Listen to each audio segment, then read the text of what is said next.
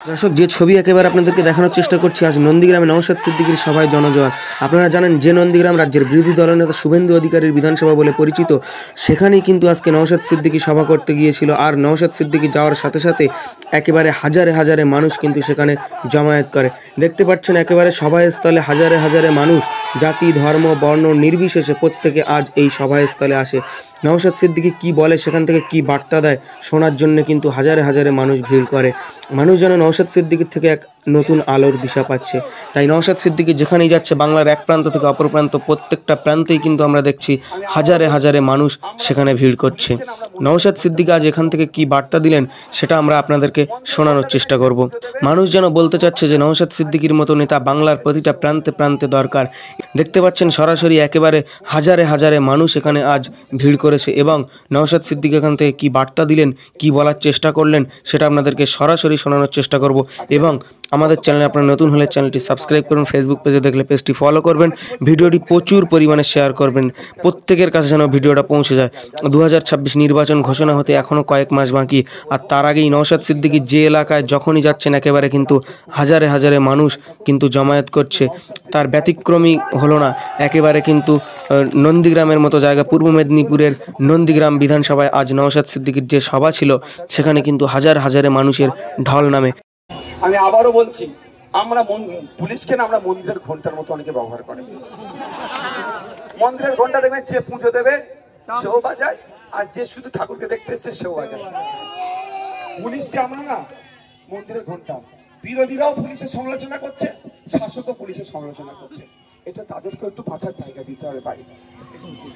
আজকে গতকালকে আমরা দেখলাম একটা বিএলও মারা গেছে, এত চাপ পড়ে গেছে, কিন্তু আমরা কি বলছি, বিএলও ফর্ম এখনো দেয়নি এখনো দেয়নি বলে চিৎকার করছি। তাদেরকে একটু বাঁচার জায়গা দিতে হবে। তা আমি এতটুকুই পুলিশকে বলবো যে আপনারা সিট দ্বারা সোজা করে চলুন। আপনাদের পাশে রাজ্যের কোনো মানুষ থাকুক আর নাই থাকুক, খানচিহ্ন নওশাদ সিদ্দিকী আইএসএফ এর লোকেরা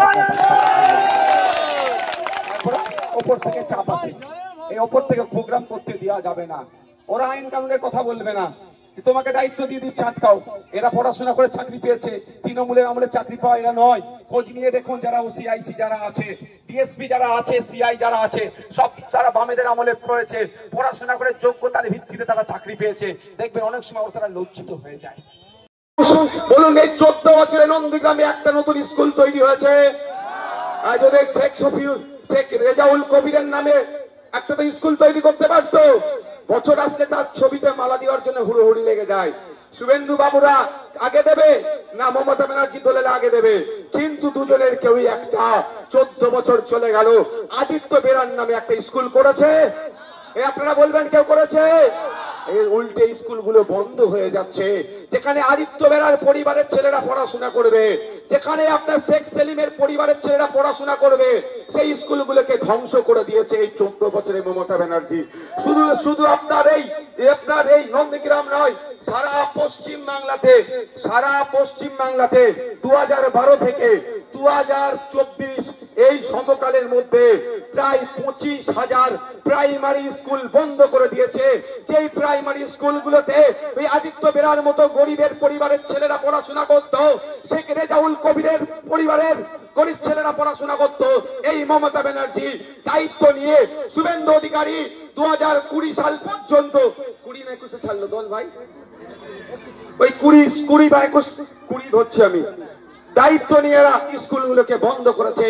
আপনার নন্দীগ্রামের অলিতে গলিতে গুটি কয়েক যে প্রাইমারি স্কুল আছে, খোঁজ নিয়ে দেখুন কতগুলি স্কুল বন্ধ হয়েছে, আর যে কটা আছে সেইগুলো দেখুন টিচার নাই। এই নিয়ে মামলা চলছে, সে মামলা 2025 আসতে যাচ্ছে, কবে শেষ হবে বলতে পারবো না। সব কথা মমতা ব্যানার্জি বলে, একবারের জন্য বলে কি সুপ্রিম কোর্টে আমার এটা নিয়ে মামলা চলছে, এই বিষয়ের কথা বলে, হাইকোর্টে মামলা চলছে, এই বিষয়টা নিয়ে আর বেশি কথা বলে, সব জায়গায় খোঁচাখুচি করে। হাইকোর্ট থেকে চোরেদেরকে বাঁচানোর জন্য, চোরেদের কি বললাম, চাকরি চোরেদেরকে বাঁচানোর জন্য হাইকোর্ট থেকে সুপ্রিম কোর্টে মামলা করতে চলে যায়। ইডি সিবিআই না তদন্ত করে, হাইকোর্টের রায় না পছন্দ হলে সুপ্রিম কোর্টে গিয়ে মামলা করে। যেখানে মমতা ব্যানার্জি প্রেস্টিজিয়াস ইস্যু, মমতা ব্যানার্জি তার সিটে হেরেছে, নন্দীগ্রামের মানুষ তাকে হারিয়েছে বা সে জোর করে তাকে হারিয়ে দেওয়া হয়েছে, এটা নিয়ে বিতর্ক আছে তো ভাই। তাহলে প্রেস্টিজিয়াস ইস্যু, তাহলে মমতা ব্যানার্জি হাইকোর্টের মামলাটা স্থির আপের জন্য সুপ্রিম কোর্টে যেতে পারে তো নাকি? ওইটা করেছে? এটা করলে তো শুভেন্দু অধিকারী ভয় পেয়ে যায়। শুভেন্দু অধিকারী মিথ্যা বলে হিন্দু মুসলমানের মধ্যে যে ঐক্য আছে সেটা বিনষ্ট করতে পারবে না। শুভেন্দু অধিকারী জেলের মধ্যে থাকলে হিন্দু মুসলমানের বাইনারি তৈরি করতে পারবে না। হিন্দু আর মুসলমানকে বোকা বানিয়ে এই তৃণমূলের বিজেপি ভোট চুরি করতে পারবে না, এই ভোট লুট করতে পারবে না। সেই জন্য মমতা ব্যানার্জি শুভেন্দু অধিকারীকে ছেড়ে রেখেছে। অনেক কথাই রিয়াকশন দিল। শুভেন্দু অধিকারী কেন ভোটে কিভাবে জিতলো মামলা হওয়ার পরেও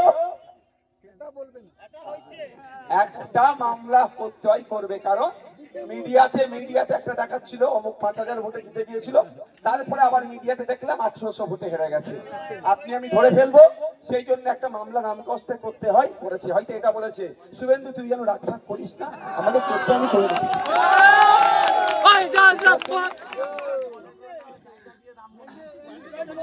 কি বলছি বুঝতে পেরেছেন? কি বলছি বুঝতে পারছেন? দিনের শেষে ওরা এক জায়গায় আছে, পর্দার সামনে একদম কুস্তি আর পর্দার পেছনে দোস্তি। এবার শুভেন্দু অধিকারী আর গতবারে মমতা ব্যানার্জিকে নন্দীগ্রামের মানুষ হারিয়েছে, যদিও এখন মামলা চলছে। এবার সময় এসেছে মমতা ব্যানার্জি এবং শুভেন্দু অধিকারী দুজনকে এখান থেকে স্পষ্টভাবে হারানো হবে তো নাকি? আমি জানতে চাই শুভেন্দু বাবুর কাছে, রাজ্য সরকার তো বাংলায় এই নন্দীগ্রামের মানুষের জন্য কিছু করেনি। আপনাদের সরকার চলছে কেন্দ্র সরকার, কেন নন্দীগ্রামের মানুষের স্বার্থে, আদিত্য বেরাদের স্বার্থে, শেখ রেজাউল কবিরদের স্বার্থে, এদের স্মৃতিতে আপনি সেন্ট্রাল থেকে প্রজেক্ট নিয়েছে, কেন এই নন্দীগ্রামের মানুষকে উপকৃত করতে পারছেন না? এর জবাবও কিন্তু আগামী দিনে 2026 সালে এই নন্দীগ্রামের মানুষেরা আপনার কাছ থেকে চাইবে।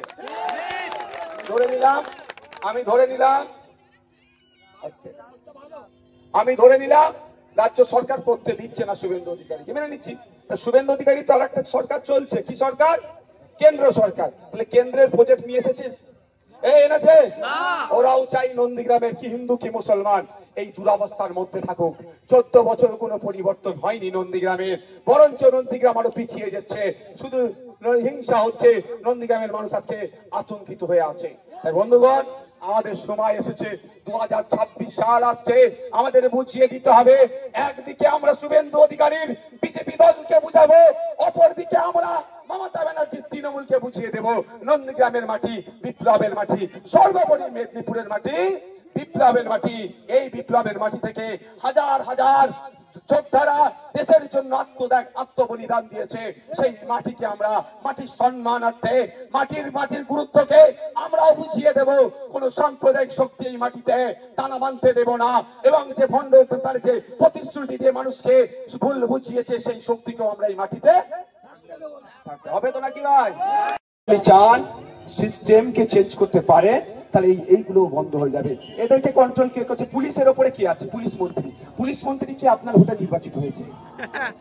আপনি পুলিশ মন্ত্রী ঠিক করলে তাহলে বিরোধী শাসক যার যেখানে ইচ্ছা মিটিং হবে, কেউ বাধার পুলিশ দিতে আসবে না, বরঞ্চ পুলিশ এসে আরো স্টেজ হ্যান্ড ত্যান সব চেষ্টা করছে নাকি এসে তদারকি করবে। তাই পুলিশ মন্ত্রী চেঞ্জ করতে হবে আমাদের পুলিশ মন্ত্রী চেঞ্জ করে দিলে সিস্টেম চেঞ্জ হয়ে যাবে।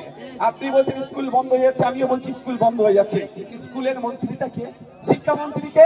শিক্ষামন্ত্রী তো আপনাদের ভোটে তৈরি হয়েছে। পচা শিক্ষামন্ত্রী দিলে ভালো আর পাবেন?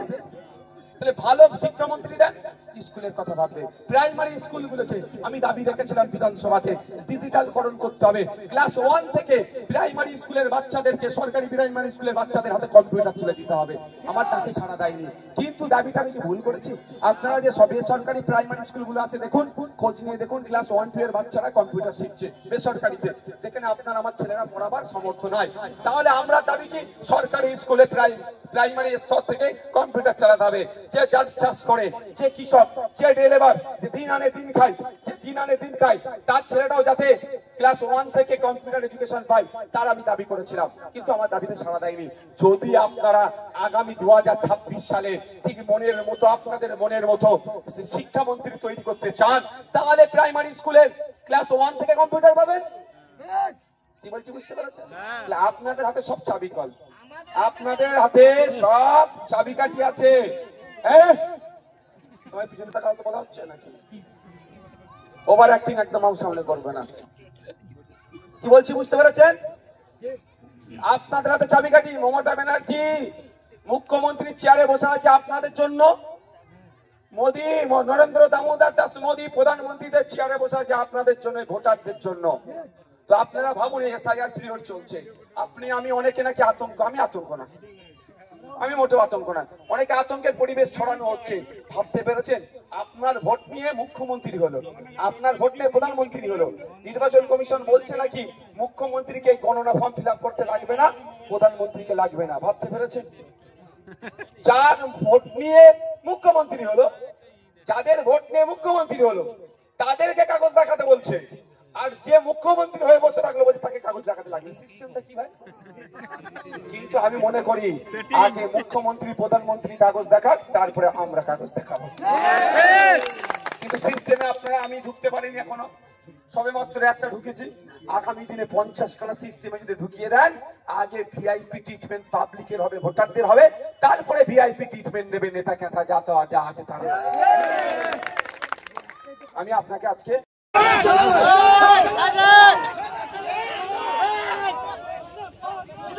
Zinabat!